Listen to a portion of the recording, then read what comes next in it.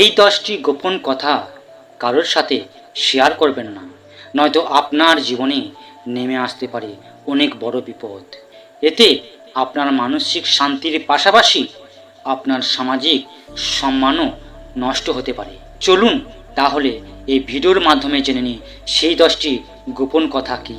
প্রথমেই বলি, জীবন একটি খোলা খাতা হলেও এর প্রতিটি পাতা সবার পড়ার জন্য নয়। একটা প্রবাদ আছে, গোপন কথা গোপন রাখায় জ্ঞানীর পরিচয়। আমাদের জীবনেও এমন কিছু বিষয় থাকে যে একান্তই ব্যক্তিগত। এই কথাগুলো কখনোই জনসমক্ষে বা সবার সাথে শেয়ার করা উচিত নয়। চলুন তাহলে জেনে নিই সেই 10টি গোপন কথা। সর্বপ্রথম হলো বিয়ের চূড়ান্ত প্রস্তুতি ও শ্বশুর বাড়ির ঠিকানা। আপনার বিয়ে যদি ঠিক হয়ে থাকে, তবে শুভ কাজ সম্পন্ন না হওয়া পর্যন্ত অতিরিক্ত প্রচার এড়িয়ে চলুন। বিশেষ করে শ্বশুরবাড়ির সঠিক অবস্থান বা বিস্তারিত তথ্য খুব কাছের মানুষ ছাড়া কাউকেই বলবেন না। অনেক সময় বাইরের মানুষের অযাচিত কৌতূহল বা নেতিবাচক দৃষ্টিভঙ্গি একটা সুন্দর শুরুর পথে বাধা হয়ে দাঁড়াতে পারে। সব কাজ নীরবে সম্পন্ন করাই হলো বুদ্ধিমত্তার পরিচয়। আর 2 নম্বর হলো আকস্মিক অর্থপ্রাপ্তি বা সঞ্চয়ের পরিমাণ। হঠাৎ কোনো বড় অঙ্কের টাকা হাতে এলে বা আপনার মোট কত টাকা সঞ্চয় আছে তা কাউকে জানাবেন না। এই পৃথিবীতে সম্পদের কথা শুনলে ভালো মানুষের চেয়ে ঈর্ষাকাতর মানুষের সংখ্যা বেড়ে যায়। আবার অনেকে প্রয়োজনের চেয়ে বেশি টাকা ধার চেয়ে আপনাকে বিপদে ফেলে দিতে পারে। তাই নিজের আর্থিক অবস্থাকে একটি গোপন ঢালের মতো আগলে রাখুন। আর 3 নম্বর হলো স্বামী স্ত্রীর মধ্যেকার ভালোবাসা ও মনোমালিন্য। সংসারের ভেতরের কথা 4 দেওয়ালের মধ্যে থাকাই উচিত।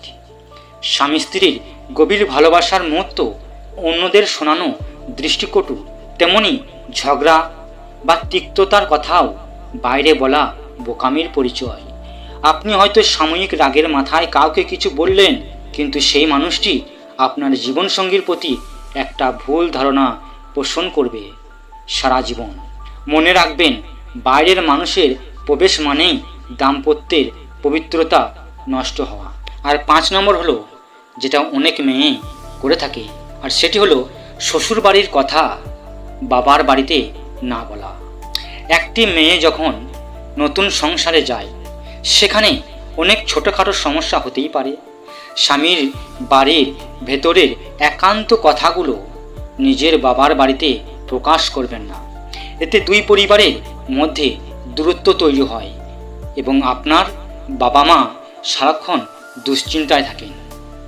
নিজের সমস্যাগুলো স্বামীর সঙ্গে কথা বলে মিটিয়ে নেওয়াই হলো ব্যক্তিত্বের পরিচয়। আর 6 নম্বর হলো দান ধ্যান বা পরোপকারের কথা।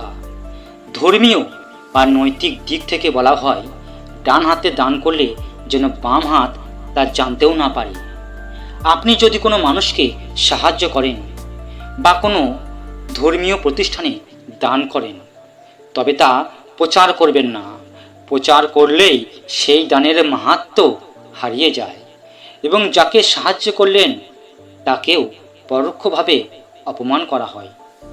তাই প্রকৃত পুণ্য নিভৃতেই অর্জিত হয়, কাউকে ঢাক পিটিয়ে বলার প্রয়োজন পড়ে না। আর 7 নম্বর হলো ঋণের বোঝা বা ধারের কথা। আপনার যদি কোনো আর্থিক ঋণ থাকে, তবে তা সবার কাছে বলে বেড়াবেন না। ঋণ বা ধারের কথা জানলে মানুষ আপনাকে সম্মানের চোখে দেখে না এবং সমাজে আপনার বিশ্বাসযোগ্যতা কমে যায়। আপনার এই দুর্বলতার সুযোগ নিয়ে অনেকে আপনাকে নিচু করার চেষ্টাও করতে পারে।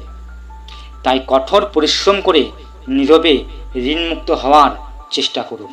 আর 8 নম্বর হলো নিজের আগামী দিনের পরিকল্পনা বা লক্ষ্য কাউকে বলবেন না।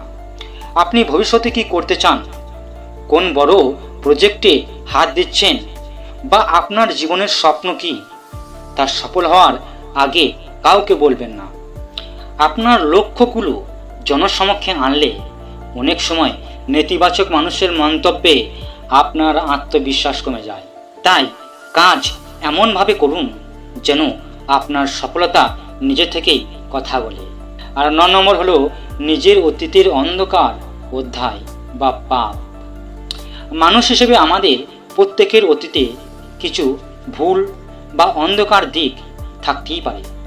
যদি আপনি সেই ভুল থেকে শিক্ষা নিয়ে নিজেকে বদলে ফেলেন, তবে সেই পুরনো পাপ বা ভুলের কথা কাউকে বলার প্রয়োজন নেই।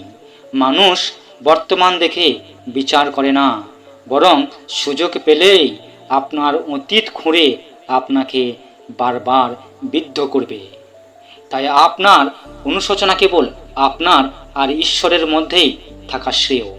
আর সর্বশেষ 10 নম্বর হলো নিজের ব্যক্তিগত দুর্বলতা বা গোপন ভয় কাউকেই বলবেন না।